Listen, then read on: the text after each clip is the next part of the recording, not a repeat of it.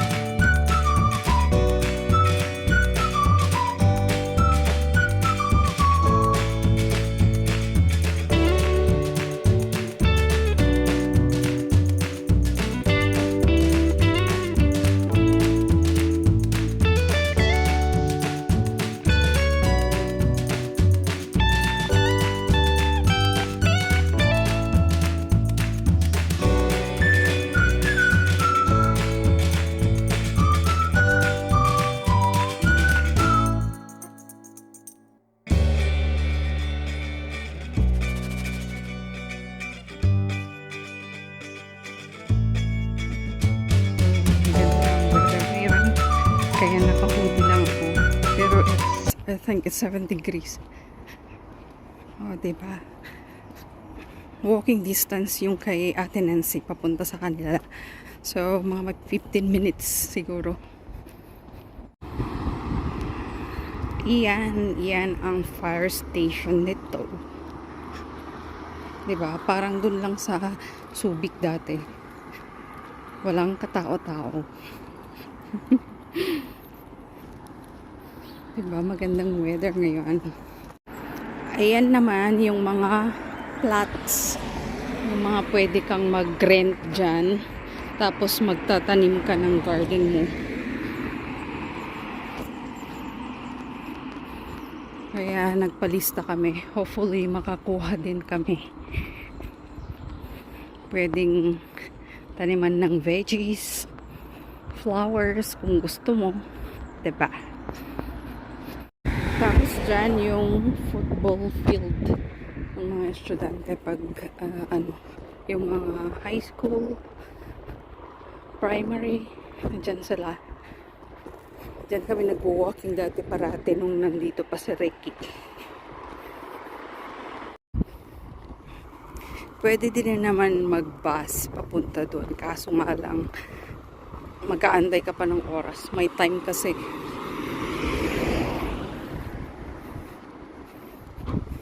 Gaya niyan, may bus stop dyan. Pero yan papuntang university. Papuntang town ako. So, sa kabila. Charot. Mula dito, makikita mo yung castle. Stirling Castle. Pero, ito. Doon, yung nasa taas.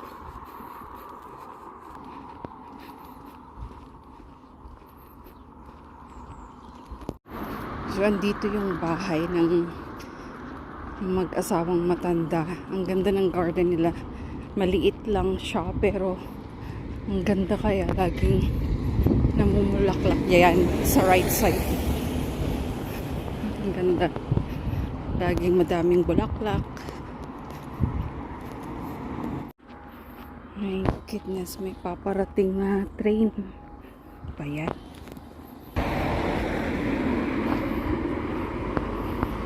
Ayan. Tatawid ako sa may Riles. Diba? Kantay ako.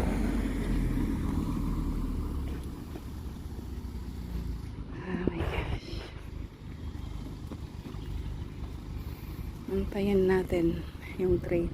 Minsan dito nagtatago yung mga parak. Kung may mga overspeeding. So ayan ang Riles. Ang tagal pa naman nito. Mga 15 minutes yata. Gosh. In approaching. Yun.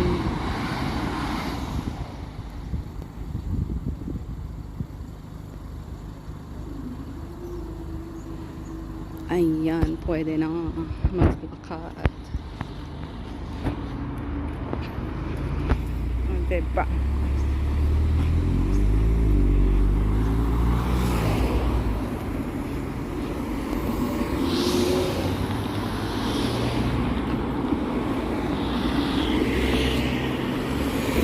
Diba?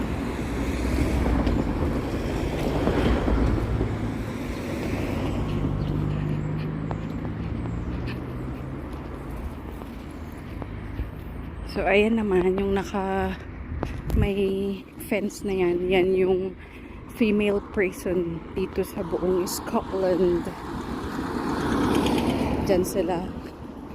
Yan lang ang prison ng mga babae. So, ayan, dyan sa my right side. Ginagawa pa nila, ewan ko, nag-expansion yata sila or siguro nire-renovate nila yung iba. So dito ang prison nila. Ando naman yung Wallace. Nakikita nyo yung parang rocket dun. So ayun yung Wallace Monument. Ayan yung fence ng tagal na nilang ginagawa to. Nag-widening din sila. My goodness.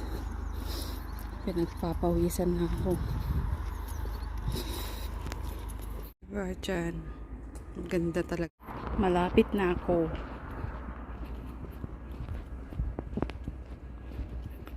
Dyan sa may primary school and then dun na yung bahay nila.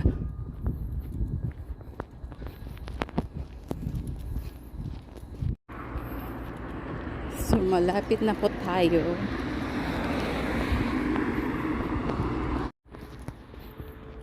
Ayan naman yung dyan. Yung primary school dito sa kanila. Kumbaga, dito sa barangay nila. Barangay. Parang Pinas lang. Parang every town may mga primary school. Ganun. Diba? Magandang mag-walking talaga ngayon kasi ang ganda ng araw pero bukas uulan daw according to forecast. So malapit na ako. So dito yung primary school nila. Yan. May fence.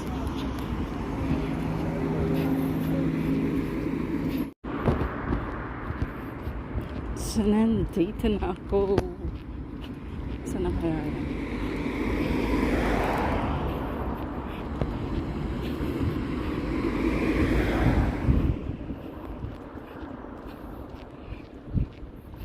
Ayan, nakarating na ako.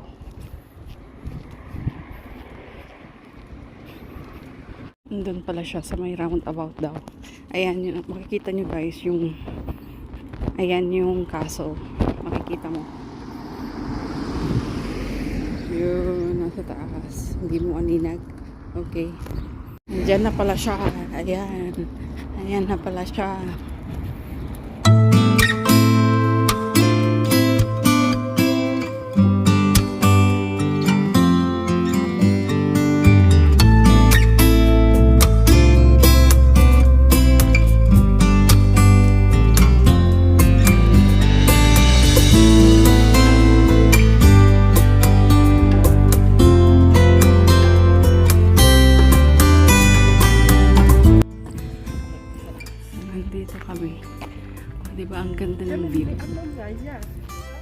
Diba ang ganda ng view dito?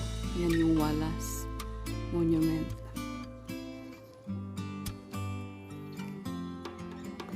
So nandito kami, i-pick up lang namin yung order namin na Filipino food.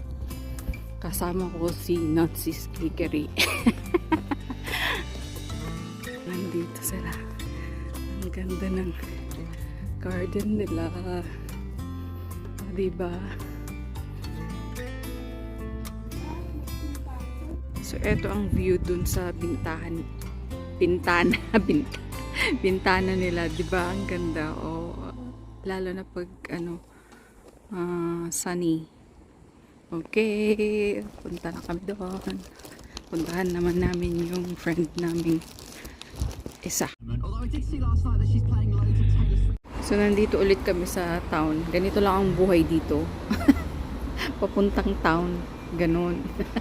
Pag nabuboring ka. Nandito na naman kami sa may town as usual. Kasama namin yung dalawang. Kasama namin sila. Gadet ha. Pang kami man na nagkape po. Magkakape kami.